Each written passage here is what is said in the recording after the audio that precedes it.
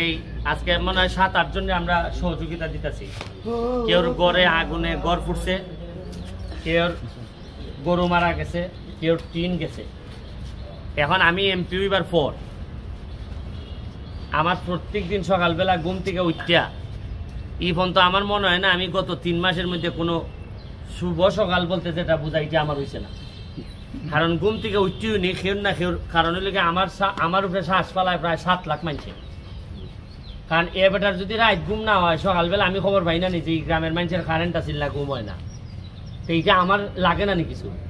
আর যে বেটা ঘুমাইতে পারে না এ বেটা আমার কিছু গাইলাই না নি মনে করো যে তার ঘরে তারে বুট দিছিলাম একটা কারেন্ট নাই, মানুষে কয় না নি, তা না কইলো তো আমি বুঝি না নি। আমার সামনে হইলে কয় সালামালাইকুম এমপি সাহেব, ভিত্তিতে কয় তা কিতাব বানাইছিলাম কারেন্ট থাকে না, এটা আমার জানা আছে। আমি মনে হয় না 3 মাসের মধ্যে একদিন শান্তি মতো কইতে আসছি যে সকালবেলা একটা বালা ডিম দিয়ে নাস্তা করতাম, ইটার কোনো লাইন আমি পাইছি না। প্রত্যেক দিন ওই যদিও ইটা হইলে বেসিকলি এমপিও কলতের অত খাম না, এমপিও কলতের খাম হইলে আইন বানানি। আমি যে আইন বানাইতাম আমার বাড়ি বানানি হয়েছে না, আমি আইন বানাইতাম কোন সময় ওই আগের আইনই চলছে। তবে আমি এটাও চেষ্টা করতেছি আইন বানানোর জন্য, যে ডিউটি আমার এটা আমি করতেছি। তবে সাথে সাথে আমি কথা দিছি যে যে আশা প্রত্যাশা নিয়ে আপনারা আমারে ভোট দিছিলাম, আমারে এত সম্মানিত করছেন, এর লাগে আমার ওটা ঘুম মিনিমাম 2-3 ঘন্টা কমাই লিছি আমি, যে এত সম্মান পাইলে একটা মানুষের আর ঘুম বাড়ানোর কোনো উপায় নাই। এখানের মধ্যে আমাদের সম্মানিত মেয়র আমাদের সাইফুল ইসলাম উনি উপস্থিত আছেন, আমাদের মাধবপুরের কৃতি সন্তান আমাদের সিআইপি আমাদের ফরিদ ভাই উপস্থিত আছেন, আমার 3 নম্বর ইউনিয়ন চেয়ারম্যান আমার খুব কাছের ছোট ভাই রুমন ফরাজি।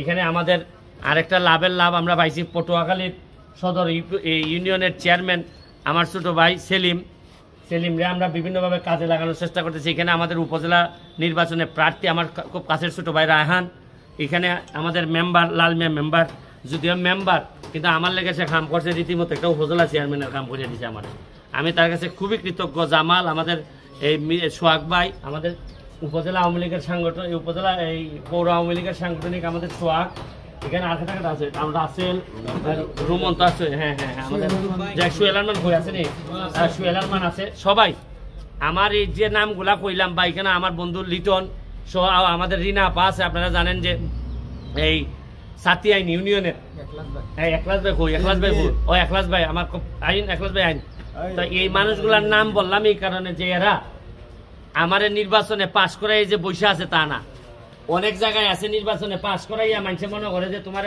পাশ করাইছি মেমকা কিছু বাগাবাগি করি দো, কিছু পয়সা করে দাও, কিছু মিলে মানে গম চাউল দাও দিয়ে আমরা মাইরা খাইতো।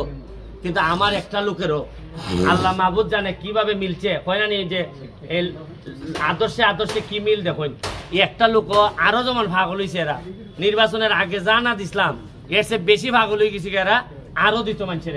কারণ মানুষের কিছু কিছু মানুষ আছে আরেকজনের ধ্বংস করার নেশাত পুরি জায়গা, আর কিছু মানুষ আছে অন্যজনের কষ্ট লাগবে কষ্ট কমাইবার লেগিয়া সে কষ্ট করার নেশাত পুরি জায়গা। আমার কাছে মনে হয়েছে সবাই এই নেশাত আমরা পড়ছি, সবাই মিললে আমরা কাজ করতেছি।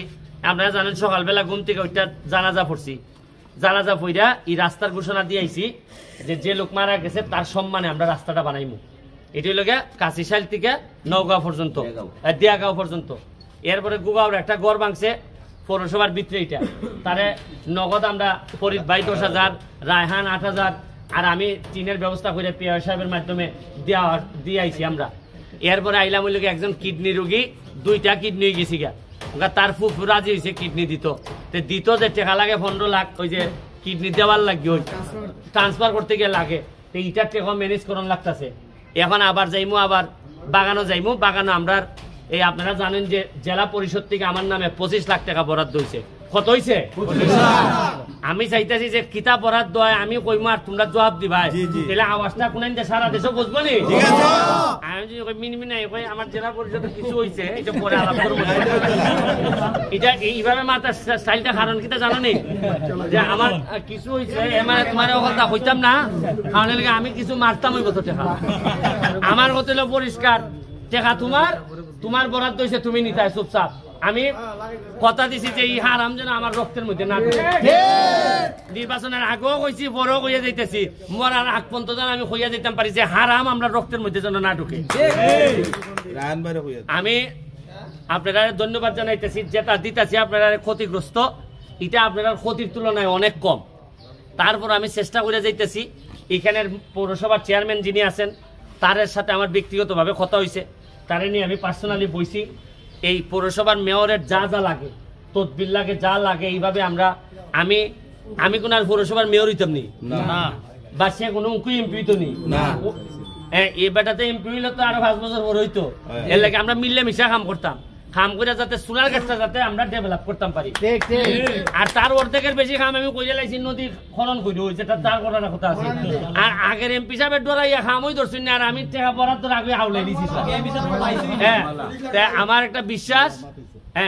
একটা বিশ্বাস যে আমরা সবাই মিললে আমরা কিন্তু একই যোদ্ধা, আমরা বঙ্গবন্ধুর আদর্শের সৈনিক।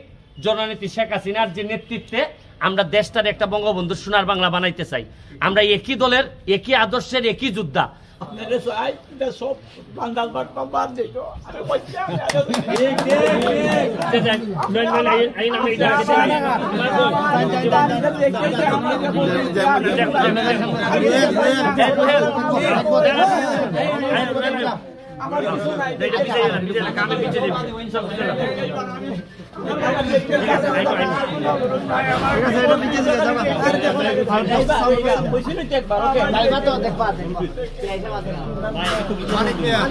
মানিক মেঘা